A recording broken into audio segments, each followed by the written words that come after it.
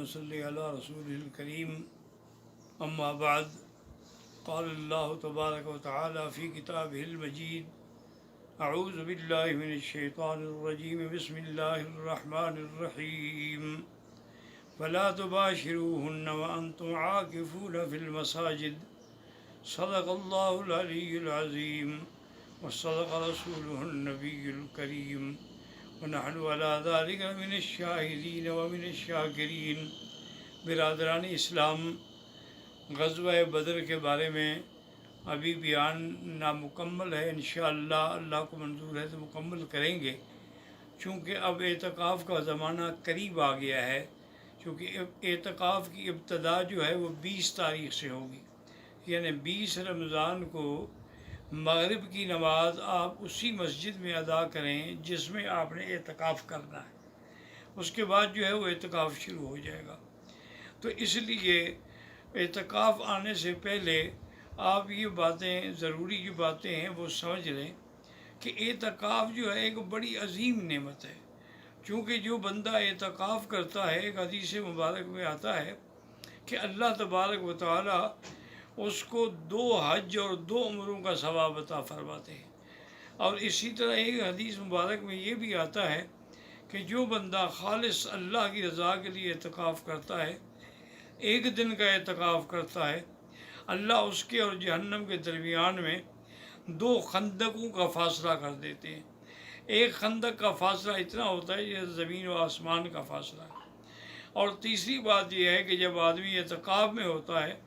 تو ساری نیکیاں اس کے پاس جمع ہوتی ہیں، یعنی اب وہ نماز بھی پڑھ رہا ہے، جماعت کے ساتھ فرائض بھی پڑھ رہا ہے، جماعت کے ساتھ تراویح بھی پڑھ رہا ہے، اور انہی ایام میں انشاءاللہ لیلۃ القدر کی رات بھی ہے،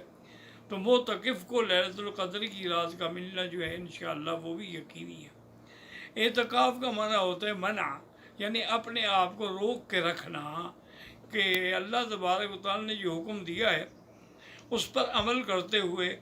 اپنے آپ کو ہر قسم کے لغویات سے، فواحشات سے، حتیٰ کہ ایک حدیث مبارک میں ہے کہ جیسے عام راتوں میں، رمضان کی راتوں میں تو میاں بیوی کا ملنا جائز ہے،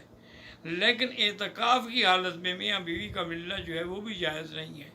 اور اسی طرح میاں بیوی کا آپس میں ایسی باتیں کرنا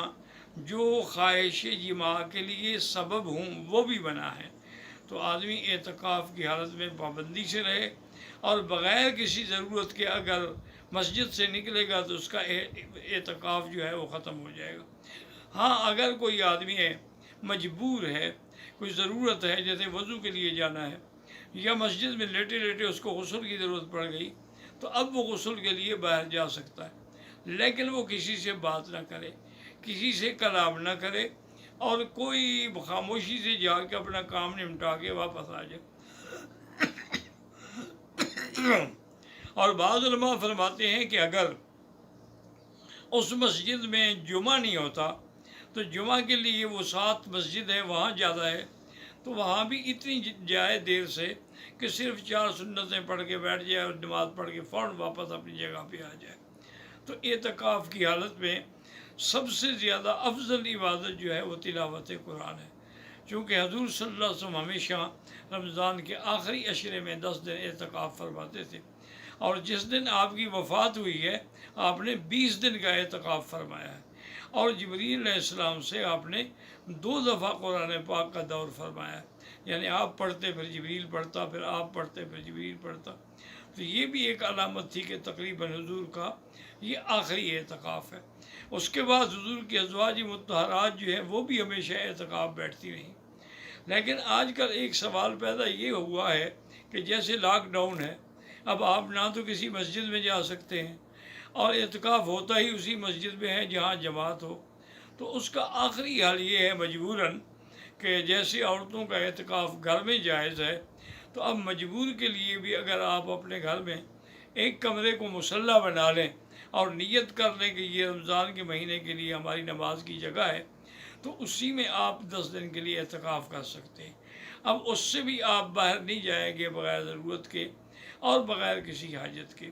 اور افضل عبادت جو ہے اعتکاف کے اندر وہ تلاوت قرآن پاک ہے، چونکہ قرآن اور رمضان مبارکہ آپس میں چوری دامن کا ساتھ ہے۔ اللہ کا قرآن رمضان میں اترا ہے اور لیلۃ القدر کی نعمت بھی رمضان میں آئی ہے،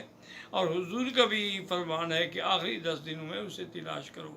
تحروا فی العشر الاواخر۔ اور بی بی عائشہ بھی فرماتی ہیں کہ جب 10 دن آخری رمضان کے آتے تھے، حضور صلی اللہ علیہ وسلم شد میزرہ، یعنی اپنی چادر کس کے باندھ لیتے تھے۔ یعنی اس کا ایک ترجمہ تو یہ ہوتا ہے کہ بھی اب کام کے لیے کمر کس لو، اور ایک اشارہ یہ بھی ہوتا ہے کہ اب وہ بیویوں کے پاس بھی تشریف نہیں لاتے تھے۔ تو اس لیے اللہ تعالیٰ ہر مسلمان کو اعتکاف کی سعادت نصیب فرمائیں، اور جہاں جہاں مساجد کھلی ہیں وہاں تو اعتکاف ہر حال میں آپ مسجد میں کریں، اور مسجد بھی وہ جس میں جماعت ہوتی ہے، ورنہ اس کے علاوہ اعتکاف نہیں ہوگا۔ وآخر دعوانا الحمدللہ رب العالمین۔